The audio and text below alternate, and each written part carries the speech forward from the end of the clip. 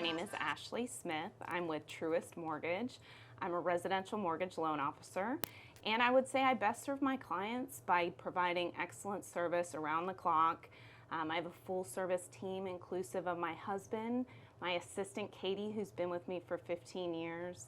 I have a processor, underwriting team, and closer that work directly with me. So my biggest attribute, I think, is to best serve my clients through the realtor partnerships I create and just the time and care and attention to detail that I give each and every one of them.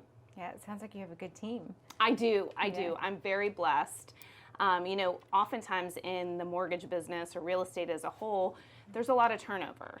And I've been blessed with, like I said, having my assistant for over 15 years who is like a sister to me and, works just like I do, very hard after hours, when the needs are there, and we just really care deeply about our clients and making sure that they can put their best foot forward in multiple offer situations. And if they love a home, we want them to be able to get it. And give them the resources and tools to do so. Right? Correct. Yes. How did you get into the mortgage industry? That's interesting. So I've been doing mortgages for 22 years. I started off as an assistant at Prosperity Mortgage, which is a mortgage company within Long and Foster.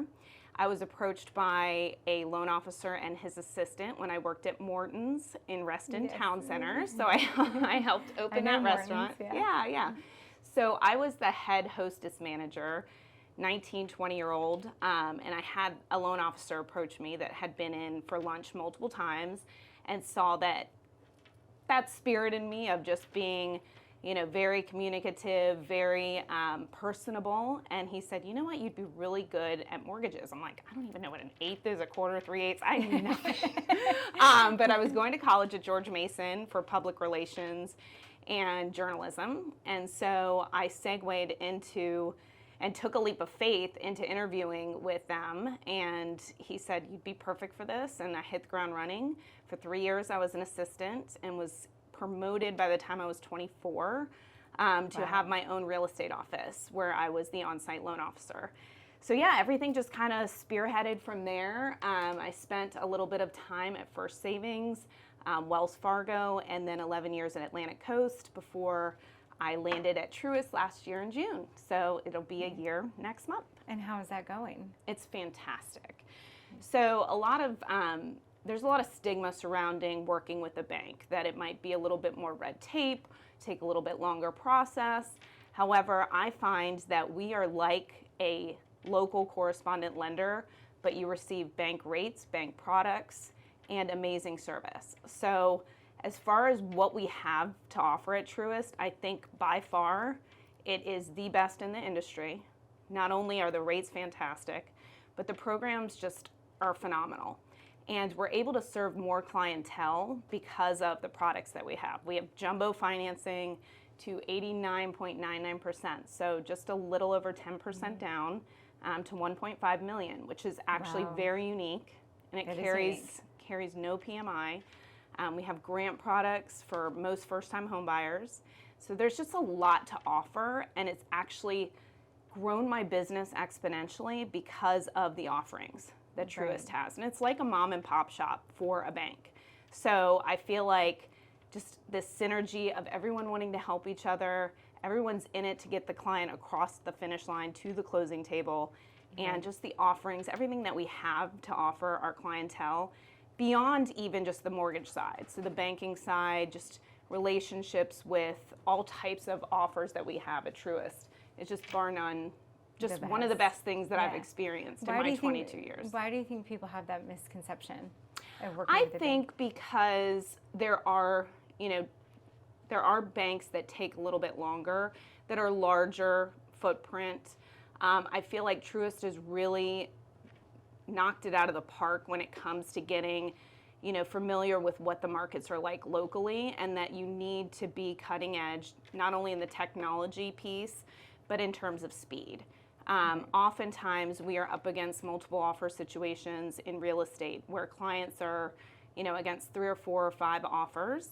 And when we can deliver a loan in 2 weeks, sometimes even less, it gives us a competitive edge. So Truist has really tried to put in an infrastructure to meet the needs of the buyer and the competitive market we're in. So I feel like a lot of those bigger banks, like your Wells, your Chase, your, I'm trying to think of who else off the top of my head, but a lot of like the Bank of Americas, they just take a little bit longer. There's a lot of red tape. They actually don't have on the streets retail loan officers like myself, so local lenders. There's someone usually sitting at a bank or a 1-800 number, whereas we really have put in an infrastructure, like I said, to have loan officers that are very qualified, top of the line ethical, just top-notch LOs, loan officers out on the streets to be able to better serve realtor needs and buyer needs. What do you find most rewarding about what you do? Oh my gosh. I think going to the closing table, you know, seeing that client get the keys to their dream home and being the person that helped facilitate that, that really just warms my heart. I tend to go to as many closings as I can, just to experience the fruits of my labor, so to speak, but to also experience just the love and care and just happiness that everyone experiences when they buy their dream home. So for me, seeing them is cross that finish line. Yeah, absolutely. Yeah. What challenges do you have these days with interest rates and all the things going on? What challenges are you seeing these days, and how are you overcoming them? So that's a good question. I think an education to the buyer is really paramount, letting them know exactly what the ins and outs are of the loan programs that are best available to them. I spoke with a buyer yesterday who said, honestly, you're the first loan officer I've talked to that's told me about conforming, high balance loans, jumbo loans, explained it in precise detail as to why I'd want to go with one option versus another. Because I had never heard of jumbo loans. So you can do jumbo financing, and Truist is, I would say, on the cutting edge precipice of having the best financing for jumbo because it's our own funds.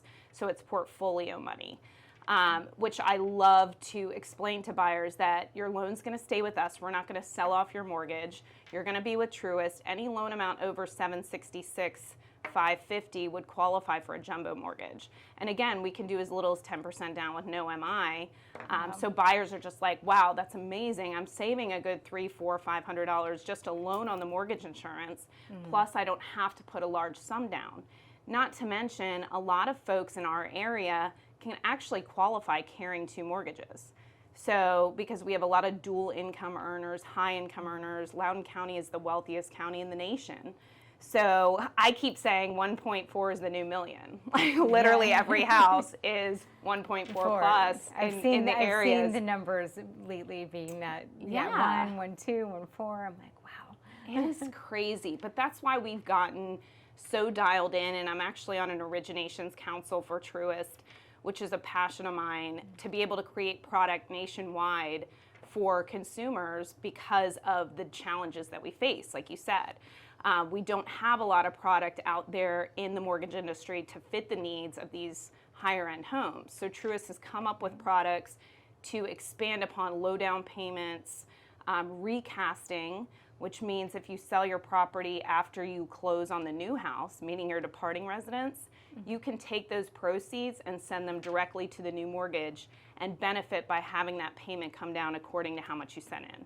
And we offer that after 1 payment, which, because we don't sell our loans, we can pretty much put a stamp on and guarantee, which a lot of people love because they don't want to have to refinance and pay thousands of dollars to lower their payments. This is a $250 nominal charge, taking a lump sum from the sale of their home, being able to go non-contingent, which puts them at a competitive advantage on the purchase, but then also benefiting from taking those proceeds, seeing their payment come down accordingly after they close. Yeah, wow, I'm learning so so much. Awesome. It's awesome. That is awesome. Yeah. What are you doing for marketing and advertising these days? What's working, what's not working? I think for me, it's more organic.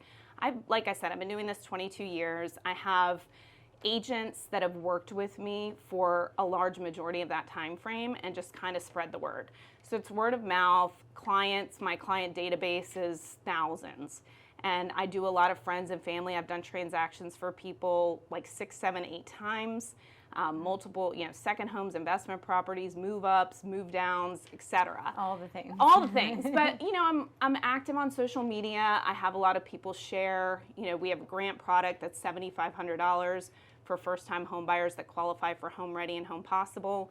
So I have a lot of realtors out there that share that information, which then I get calls. And because I've come over to Truist and I have this product suite, agents are becoming more in tune as to what we offer and spreading the word like wildfire. And it's just, my phone's ringing off the hook. I don't feel like I have to go out and actively pay for any marketing pieces or do any specific marketing.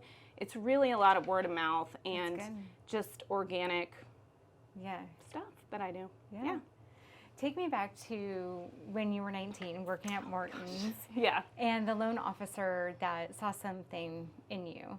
Mm-hmm. How he or she, how did he, what tools did he teach you, and how was that mentorship? Actually, I think it was more that he threw me to the wolves. When I started in 2002, it was relatively slow. Then all of a sudden there was this massive refi boom. The rates dropped a little bit and everybody was taking ARMs. There was just this stir crazy, run up on housing because deregulation happened. So there was a lot of restrictions that were lifted, and so more buyer pool came into the market. And he was just like, hey, you got to learn this. You can listen to me, sit across from me and absorb like a sponge everything I'm saying, but now that we're so busy, you just got to go at it, and no mistake that you make is a dumb mistake because you'll learn from it. True. But at the same token, I just really loved listening and being in those meetings. Back then, it wasn't as digital as it is now. We had to get paper signatures, there was no e-signing. So we had a lot of people come into our office and meet with us face to face. And that kind of was basically the baseline from 2002 to 2006, is you had everyone come into the office. So you got to sit down and actually hear the needs and wants in person. I think that really helped me go from being someone that didn't really know anything about the mortgage industry to really understanding what it's like to go through the process of buying a home. And then I was sent on a sales trip in 2006. Wells Fargo had sent me out to Colorado for a 1-week sales trip, and they were basically dialing in on, here's how you manage objections, here's how you best work with a real estate agent, a tax advisor, et cetera, to gain business, and here's what you can do to better educate your clients. And it just like sparked something in me that made me think I really could do this for a career.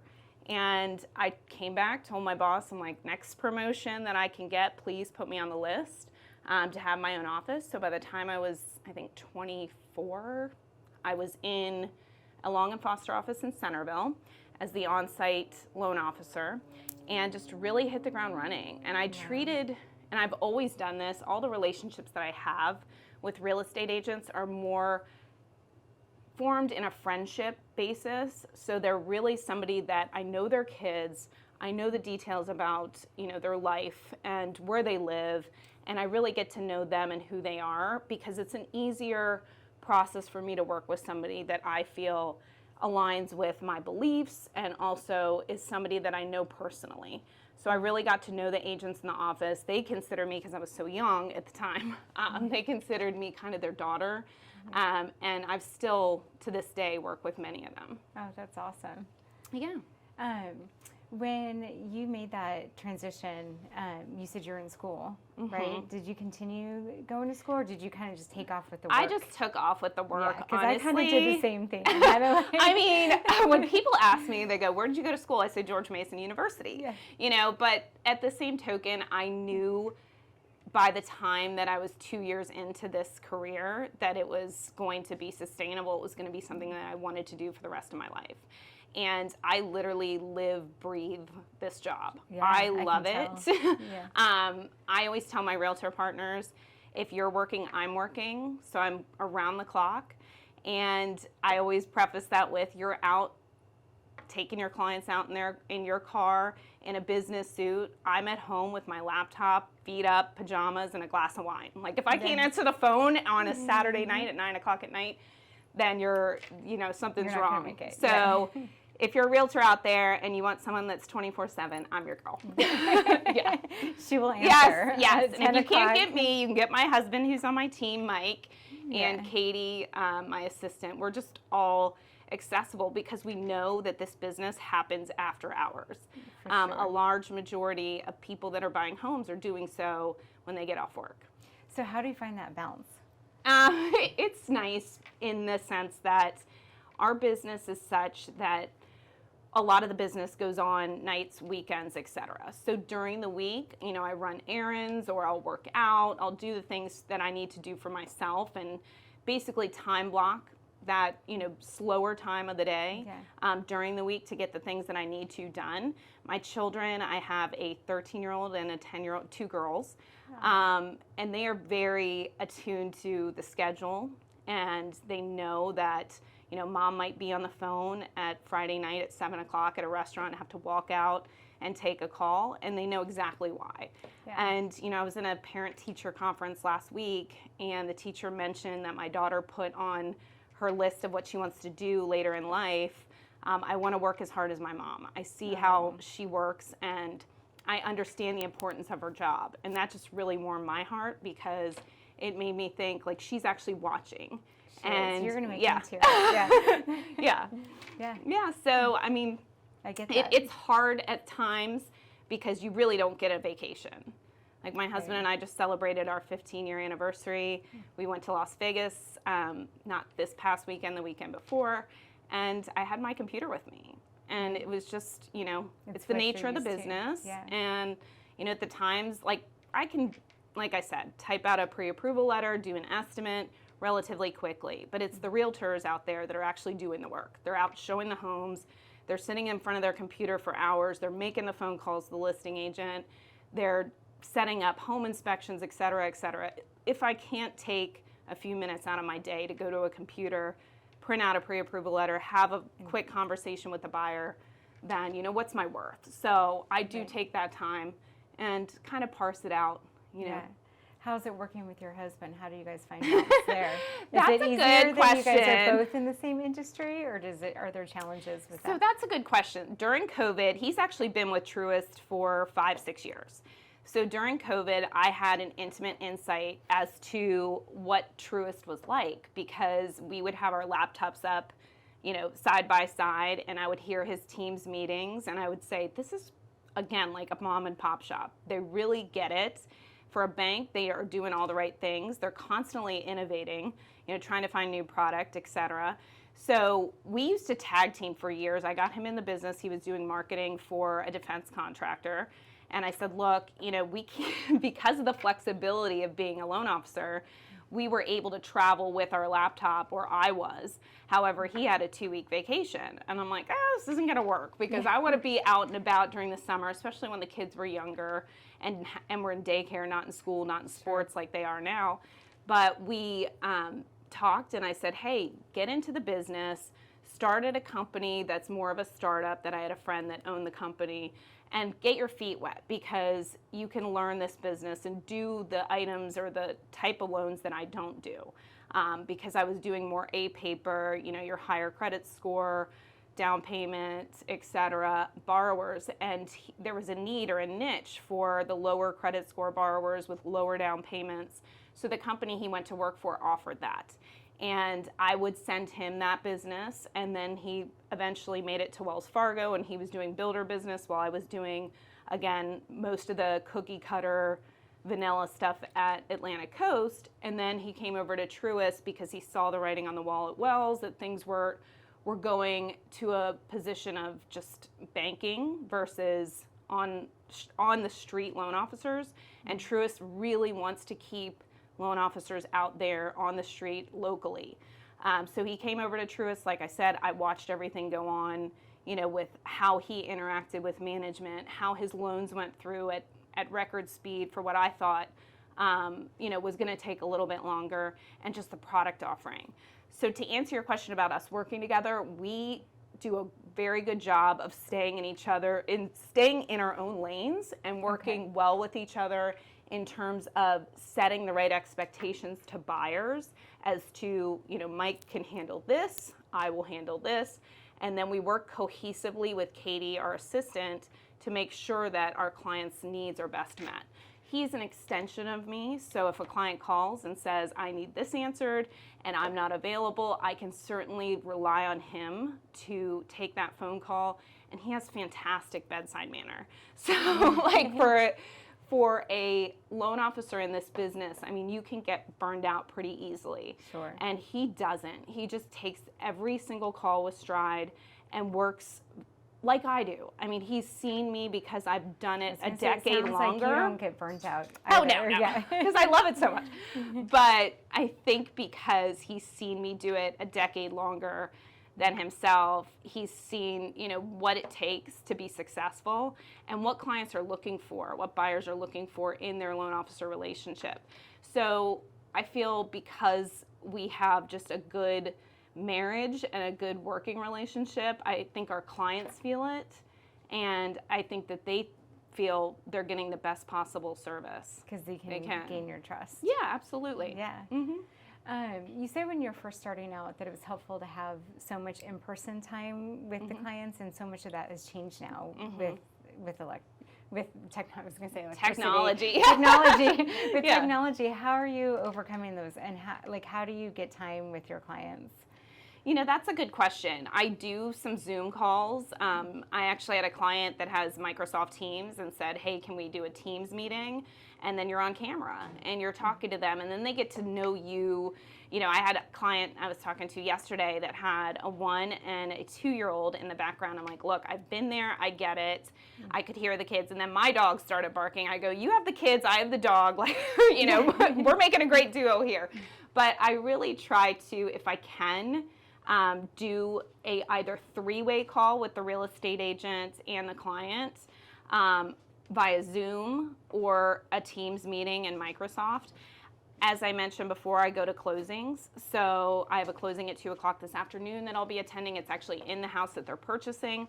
We have not met in person. However, I want to see them. So I want to go there. I want to be there for the celebration and put a face with a name. And get that face-to-face time. Mm-hmm. Yeah. Yeah. Are there any last parting words you'd like to leave us with? It can be life advice, a mantra that you live by, or business advice. No, I just think, and this is from my mom, I mean, treat everybody with the golden rule. If you give out that great energy and you'll receive it back, I mean, treat people how you want to be treated. And that's how I do my business and conduct my business. And that goes with the real estate agent, the title company, the insurance agent, everybody involved in the transaction. We're all working for the common goal of getting the buyer across the finish line. And there's some times where I'm working, I actually consider myself the matchmaker loan officer because I'm working with people that are selling homes and also purchasing simultaneously. So I take it a step further, I think, than most loan officers, because I really think outside the box as far as if you are selling a home, where is your house located? Do I have a buyer in my database that might be a match for your house? And then I connect those 2 realtors. I sent out Facebook posts stating, hey, I have a buyer looking in this zip code. Do you have anything coming on? Because I have I think 3,800 friends on Facebook, but a large majority